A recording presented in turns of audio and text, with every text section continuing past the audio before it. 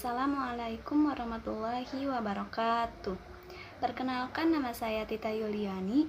Di sini saya akan menjelaskan materi tentang perangkat keras jaringan komputer. Untuk meningkatkan kemampuan manajemen jaringan lokal, kita dapat menggabungkan dua atau lebih jaringan lokal. Penggabungan ini disebut Internet Connection Network. Untuk menggabungkan jaringan-jaringan lokal itu dibutuhkan beberapa peralatan sebagai berikut. Pertama yaitu komputer server. Server adalah sistem komputer yang berjalan terus-menerus di jaringan dengan tugas untuk melayani komputer klien dalam jaringan.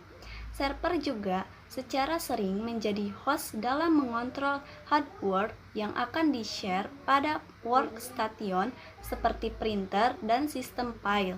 Proses sharing baik untuk kontrol akses dan keamanan dapat mengurangi biaya untuk duplikasi hardware sehingga penggunaan hardware dapat optimal. Yang kedua ada komputer klien.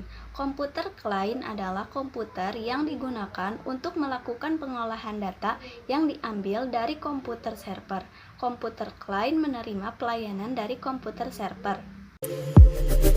Ketiga yaitu LAN card. LAN card adalah kartu jaringan yang berupa papan elektronik yang akan dipasang pada setiap komputer yang terhubung pada jaringan baik server maupun klien. Ada beberapa hal yang perlu diketahui dari kartu jaringan, seperti tipe kartu, jenis protokol, dan tipe kabel yang didukungnya. Yang keempat yaitu hub. Hub adalah suatu perangkat yang memiliki banyak port. Hub berfungsi untuk menghubungkan komputer server ke beberapa komputer klien sehingga akan membentuk suatu jaringan dengan topologi star.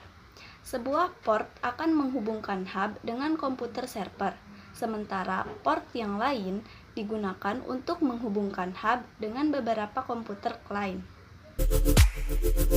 Yang kelima yaitu kabel dan konektor. Kabel dan konektor adalah kabel jaringan yang digunakan untuk menghubungkan satu komputer dengan komputer yang lain dalam satu jaringan.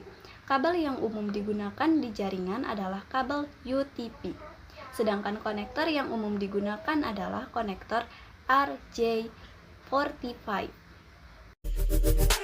Yang keenam yaitu receiver. Receiver merupakan alat sederhana yang berfungsi untuk memperbaiki dan memperkuat sinyal yang melewatinya.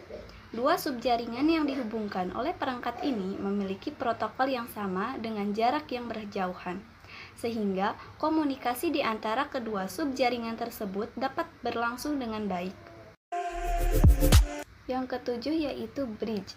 Bridge berfungsi untuk menghubungkan beberapa jaringan yang terpisah, baik jaringan yang sama maupun berbeda.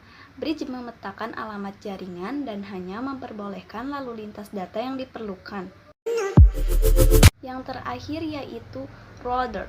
Cara kerja router mirip dengan bridge. Perbedaannya, router adalah penyaring atau filter lalu lintas data.